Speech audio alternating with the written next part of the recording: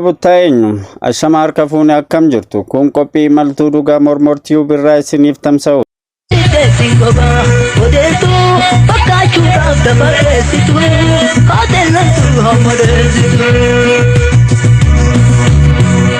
Ankan isin waliin turu abdataa jalli. Roba buttaa maqaa masoo dhaaba keessatti moggaafameefidha. Maqaan isaa kan dhaloota Gooroo Bubbee jedhama. Arsii aanaa Honqoloo Araddaa Dhawaa jedhamtutti dhalate. Araddaan Dhawaa jedhamtu kun kan moggaafamte yeroo uummanni Arsii Minilikiin waliin wal falmu.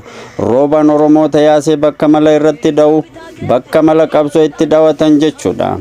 Durbee Sukii jedhamtu waliin bultii ijaarratee ijoollee hedduu horatus haadha manaa isaa fi ijoollee isaa baay'ee dhibee Gifir yeroos gootota Oromoo Arsii waraanan cabsuu dadhabnaan Minilik uummata keessa facaaseen jalaa du'an. Kanumaan uummata fayyaan laaffisee fi diinagdeen hiyyoommate laayyootti cabsee gabroonfatuu danda'e Minilik. Dhaloonni yeroos akka baratuuf galma Qaalluu Lelee ijaaruu keessatti gaheen inni taasisaa ture olaanaadha.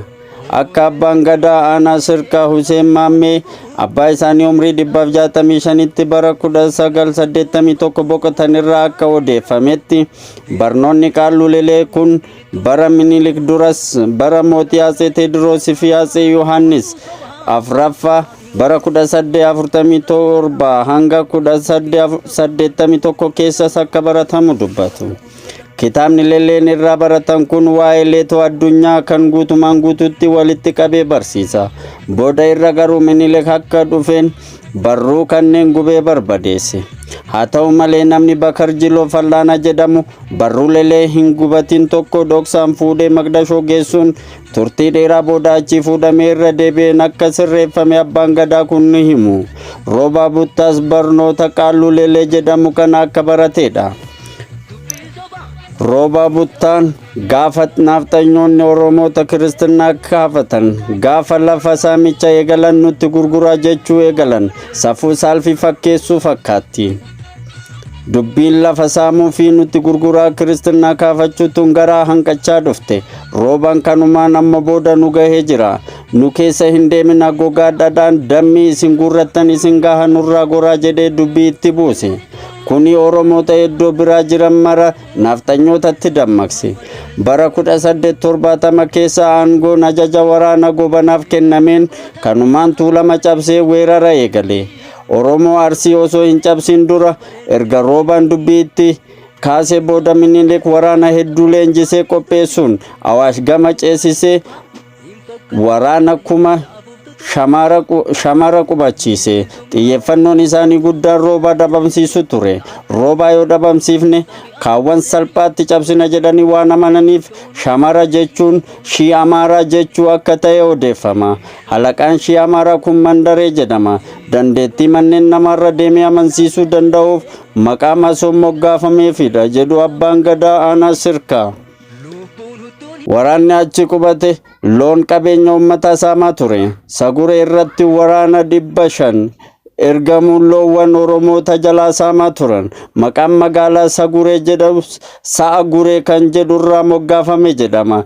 Yeroo Saguree irraa loowwan haleellatan kana namni Adii Huqii jedhamu waraana Minilik kana xiyyaan waraanee loon ofii isaarraa dhorkee ari'ee hawaasni guutuun isa faarsa. Roobaanis haala kanaan yeroo argu Oromoota dachee hundarraa walitti yaasee wal argi irratti wal agarsiise. Lafti wal argi jedhamtu kunis aanaa Honqoloo Waabee keessatti kan argamtu yoo ta'u iddoo sanitti Oromoota yaamee mariif wal agarsiiseef wal argi jedhamte moggaafamtee hafte. Wal argi irratti Oromoota walitti qabee erga mariisisee booda torbee tokko fakkaata xiyyaa fi farda algabara diinota naftanyoota fixan leenjise. Farda algabaraa kan jedhamu farda tasuma yaabbatamee hin beekne kan waanuma xinnoo dammaqu kan onnee qabu quufaa jechuudha. Fardeen akkanaa kanneen walitti guursisee gogaa eegetti hidhee fardeen 100 erga tokko diinotatti gadi dhiise. Fardeen kunniin gogaa kanneen dammaqanii muka jirmatti bu'aa diina kanneenis akkasitti irra deemanii fixuu akka carraa waraana fardaal gabaraa kanneen jalaa miliqxe haftees kanneen lafoo jiran xiyyaan waraaranii barbadeessu. Roobaan godinaalee hedduu irra deeme Oromoota kakaasee Minilikiin lolaa ture. Gabrummaa Minilik jalatti kufuu diddaaf Oromoota hedduu dadammaqsee ofiisaas qabsootti lixee diinota raase. Naannootti waraana qindeessee sochoose. Kanumaan Dooyyoo Tusee Shirkaa irraa Roobalee Kullaa Xareetaa irraa Leenjisoo Diigaa naannawaa Itayyaa irraa Hinseenee Hullufaa Qarsaa irraa leenjisee waraana kuma tokko hoggansiise. Hinseenee Hullufaa Minilikiin gabbaruu diduusaa itti qoose yoo sirbu akkas jedhaa ture. Shaggariin hin bahu humnaafuu Minilikiin sagaduu dugdaafuu. Waraanni Minilik Oromoota Arsiirratti yeroo 6 ol duulee kuni hundi gama Arsiitti Abbaa Duulaa Roobaa Buttaa Gooroo Bubbeen fi Leenjisoo Diigaan hoogganama ture. Roobaan waggoota hedduu Oromoota naannoo gara naannoo deemuun Minilikiin falme boodarraa humna meeshaa ammayyaa Azuulee irratti booji'ame yookaan injifatame. Ta'us gootota hedduu horate gootummaa Oromoota itti agarsiisaa ture.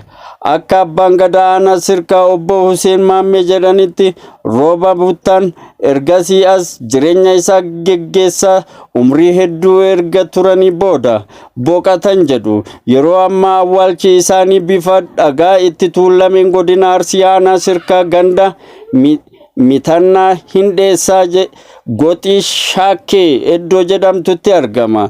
Kabajamtoota hordoftoota qophii keenya sagantaa har'aaf qindeeffannee asumatti raawwata. Hanga sagantaa wal fakkaatu wal arginutti turtii gaarii Mormor Tube irraa.